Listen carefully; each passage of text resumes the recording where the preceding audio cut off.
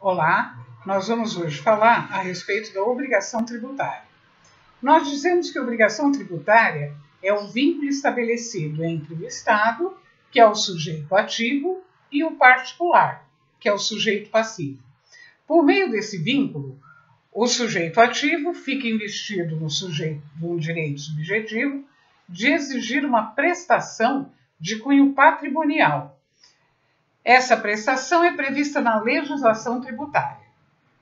Ele cobra isso do contribuinte e o contribuinte, então, tem o dever jurídico de efetivar o cumprimento da obrigação. São elementos da obrigação tributária: o sujeito ativo, o sujeito passivo, o objeto e a causa. O Código Tributário Nacional define no artigo 113 a obrigação tributária principal e acessória, de onde nós vemos que existem duas obrigações, a principal e a acessória. O sujeito ativo é a pessoa titular da capacidade tributária ativa, ou seja, a pessoa apta a exercer a função de cobrar e arrecadar o tributo. A capacidade tributária ativa, ela pode ser delegada. Como? O ente detentor dessa capacidade, ele pode delegar essa função a outro ente ou a uma outra pessoa. A União, conforme nós já vimos anteriormente, numa outra aula, ela delega a função de arrecadar contribuições sociais previdenciárias ao INSS e delega a função de arrecadar as contribuições de interesse de categorias profissionais e econômicas aos órgãos representativos de classe, dentre outros que ela também faz delegações. A obrigação tributária, então, ela sempre decorre da lei. Ela não necessita da vontade do agente. A partir do momento em que concretiza o fato gerador, a obrigação do recolhimento do imposto já está implícita, do imposto ou do tributo. São elementos da obrigação tributária: o sujeito ativo, o sujeito passivo e a causa. Portanto, a obrigação tributária é a relação formada entre os sujeitos ativo e passivo, tendo por objeto, direto ou indireto, o tributo. Essa obrigação ela envolve dois polos: de um lado sujeito ativo, do outro sujeito passivo. Na verdade, a obrigação tributária ela não se resume ao pagamento de tributo, pois que nem toda obrigação tributária é uma obrigação de pagar tributo. Ela também pode ser traduzida em pagar uma penalidade, ou mesmo fazer alguma coisa que interesse ao fisco, ou ainda deixar de praticar determinado ato de acordo com a lei. Conforme o seu objeto, a obrigação tributária ela se divide em principal e acessória. A obrigação tributária ela é uma obrigação imposta pela legislação tributária, relacionada direto ou indiretamente ao tributo. Então, dependendo do objeto da prestação, da característica do cumprimento, ela se denomina como principal ou acessória. Nós devemos aqui ressaltar que as obrigações tributárias elas são classificadas em principais ou acessórias, dependendo se elas têm cunho pecuniário ou não. Então, vai depender disso, do cunho pecuniário, para saber se é principal ou acessória. O artigo 113, parágrafo 1º do Código Tributário Nacional, ele define que a obrigação principal ela surge com a ocorrência do fato gerador, que tem por objeto o pagamento de tributo ou penalidade pecuniária, e extingue-se juntamente com o crédito dela decorrente. Portanto, a obrigação principal ela tem natureza patrimonial. Então, ela é de cunho patrimonial. A obrigação principal é a obrigação de pagar tributo, acrescido, se for o caso, de juros e multas. Dessa forma, essa obrigação independe da existência de outra obrigação, ou seja, é a obrigação que tem o sujeito passivo de pagar ao sujeito ativo o tributo. Essa é a obrigação principal. A obrigação, ela também é principal quando a prestação, então, tem natureza pecuniária. Ela é imposta pela legislação tributária sempre. Representa a entrega de dinheiro ao Estado. Portanto, nós dizemos que tem que ter caráter pecuniário, incluindo nela, inclusive a de natureza sancionatória, porque elas têm caráter pecuniário. Então, mesmo que seja uma obrigação sancionatória, ela é principal. Nós dizemos, então, que será principal a obrigação que tiver por objeto o pagamento, seja de tributo ou de penalidade, justamente por envolver pagamento. Essa obrigação sempre decorre de lei em sentido estrito, princípio da legalidade. Por outro lado, a obrigação acessória, ela também decorre de lei, mas tem por objeto deveres instrumentais, impondo uma obrigação de fazer ou deixar de fazer alguma coisa, para viabilizar a arrecadação ou fiscalização dos tributos. Então, nós podemos dizer que são exemplos práticos de obrigação acessória: preenchimento de guia, preenchimento de livros fiscais, emissão de notas fiscais, não recebimento de mercadoria desacompanhada de documentação legal exigida, apresentação de declaração de bens, exibição de livro obrigatório, não destruir os documentos pelo prazo que a lei prevê. São todas obrigações acessórias. Veja que nenhuma delas falou em dinheiro. Então, é acessória a obrigação que tiver por objeto fazer ou não fazer. Tal modalidade de obrigação decorre da legislação tributária. Por outro lado, nós também não podemos olvidar que no direito tributário a prestação acessória é independente da obrigação principal. Ela não faz nenhuma relação com o direito civil, onde o acessório acompanha o principal. Em função dessa independência das duas obrigações, alguns autores denominam que as obrigações acessórias são as obrigações de caráter formal ou deveres instrumentais. Tais denominações são relativamente lógicas, uma vez que a obrigação acessória é justamente uma formalidade, é um instrumento para arrecadação ou para fiscalização. Se nós fôssemos resumir tudo isso, nós diríamos que a obrigação principal é a obrigação de caráter pecuniário, consistente em uma obrigação de dar dinheiro aos cofres públicos. E a obrigação acessória, por outro lado, é a obrigação de caráter não pecuniário, obrigação de fazer ou deixar de fazer, mas que a ação ou omissão resulta em benefício ao poder público. Muitas vezes, porque eu emito a nota fiscal, o poder público pode cobrar o tributo. Porque eu mantenho os livros, ele pode eventualmente me atuar se eu não mantiver. Então, apesar dessa independência entre obrigação principal e acessória, nós precisamos lembrar uma coisa: se a obrigação acessória não for cumprida, ela se converte em principal. E aí ela vai resultar uma penalidade pecuniária. Então será principal por isso. A obrigação tributária, ela decorre de fato gerador. Verificada a existência, nasce a obrigação. Importante nós dizermos o seguinte, que tanto a obrigação principal como a acessória decorrem da ocorrência de um fato gerador. Bom, se fala muito em fato gerador. Chegou a hora de ver o que é o fato gerador da obrigação. Fato gerador é uma situação prevista em lei, mas ela é de caráter abstrato.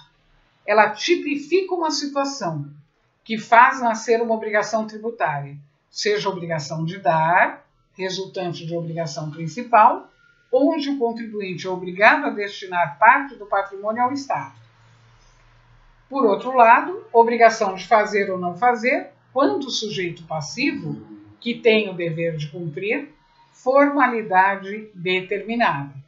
Então, quando ele tiver que cumprir formalidade ou deixar de cumprir, nós temos aí, então, a obrigação acessória. O fato gerador é o que faz nascer a obrigação. Fato gerador da obrigação principal é a situação definida em lei como necessária, posto que sem ela não haverá obrigação. E situação suficiente, por não precisar de mais nada para que a obrigação venha a surgir. O Código Tributário Nacional, ao definir fato gerador da obrigação acessória, ele não menciona que seja necessário lei. Ele utiliza apenas a terminologia legislação. Diz que a legislação impõe a prática ou abstenção de ato que não configure obrigação principal. É assim que ele me fala sobre o fato gerador da obrigação acessória. Algumas vezes nós vamos ter a obrigação principal e acessória decorrente do mesmo tributo, como é o caso do ICMS. A venda de uma mercadoria é um fato gerador da obrigação principal, que é pagar o ICMS. E a obrigação acessória é emitir a nota fiscal. Então, para o mesmo tributo, eu tenho obrigação principal e acessória. Uma é a obrigação de dar, pagar o tributo, e a outra é a obrigação de fazer, emitir a nota. Momento da ocorrência do fato. O momento da ocorrência do fato, ele é decorrente de situação de fato ou situação jurídica. Na situação de fato, surge a obrigação, tão logo ocorram as circunstâncias materiais necessárias. Na situação jurídica, considera-se ocorrido o fato gerador, tão logo as situações estejam constituídas nos termos do direito aplicável. Nós podemos tomar como momentos decorrentes da situação de fato, por exemplo, o IPI e o ISS. Então, se nós usarmos essas duas situações como exemplo, nós vamos ver que o fato gerador do IPI é a produção e venda de produtos industrializados pela unidade produtora. E o fato gerador do ISS é a prestação do serviço. Por outro lado, quanto ao momento da situação jurídica, podemos falar, por exemplo, em IPTU, que ocorre quando se verifica o registro imobiliário.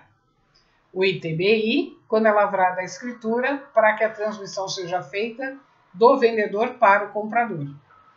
No parágrafo único do artigo 116, o Código Tributário Nacional prevê que a autoridade administrativa pode desconsiderar atos ou negócios jurídicos quando praticados com finalidade de dissimular a ocorrência de fato gerador ou a natureza dos elementos que constituem a obrigação tributária. O disposto nesse parágrafo não é uma norma autoaplicável, haja vista que depende da lei ordinária, que vem a dispor sobre os procedimentos para que possa haver a desconsideração dos efeitos desses atos. Jamais desconstituir o ato que decorre de lei civil. Então, o ato não vai ser desconstituído. O que vai ser desconstituído é, para a legislação tributária, os efeitos do ato. Os contribuintes, muitas vezes, eles buscam fazer um planejamento fiscal para diminuir a carga tributária, o que é perfeitamente lícito. Por exemplo, nós conhecemos inúmeras pessoas que elas investem em fundos de previdência privada que permite redução no imposto de renda. Todavia, o que não se admite é a dissimulação, a ocultação para burlar o fisco. Na dissimulação, se busca ocultar ao conhecimento de outrem uma situação existente. Pretende mostrar, então, a inexistência de uma situação real. Isso é dissimular. O legislador, buscando evitar esse tipo de conduta abusiva, acrescentou pela Lei Complementar 104, de 10 de janeiro de 2001, o parágrafo único no artigo 116 do Código Tributário. E denominou essa norma, então, ele não denominou, mas essa norma foi denominada como norma anti-lesiva. Por essa norma, o fisco poderia desconsiderar as condutas praticadas pelos contribuintes quando estes praticassem ato de forma dissimulada, com o intuito de economizar tributos, então para poder pagar menos. O fisco, então, lançaria o tributo da forma que acreditasse que devia ser. Então, ele desconstitui uma coisa e considera outra. Todavia, não necessariamente teria havido dissimulação. Se houve essa dissimulação, teria que ser provada pelo fisco, para aí sim desconstituir o efeito. Portanto, a inclusão do parágrafo causou verdadeiros embates e resultou na propositura da ADI 2446, pela Confederação Nacional do Comércio. Todavia, até hoje, essa ação direta de inconstitucionalidade ainda não foi julgada pelo STF. O que se deve ter em mente é o seguinte: vamos imaginar, o indivíduo pretende fazer uma venda de um imóvel, mas como ele vai pagar mais com esta venda, vai pagar imposto de renda, ele doa esse imóvel para os seus filhos, paga menos, e cada um dos seus filhos acaba vendendo esse imóvel posteriormente para uma pessoa. Porque tem que ser cada um, porque cada um ficou com metade do imóvel. O imóvel tem que ser vendido no todo, posteriormente. Aí vem a Receita Federal e fala, não, na verdade, esse sujeito pretendia ter vendido direto. Ele não pretendia doar. Então vamos fazer o seguinte, vamos cobrar dele o imposto. Eu não posso agir dessa maneira, porque eu não tenho certeza se foi isso que aconteceu. Pode ter sido uma simples coincidência. Pode não ter sido. Pode ter sido buscada uma prática para elidir o pagamento.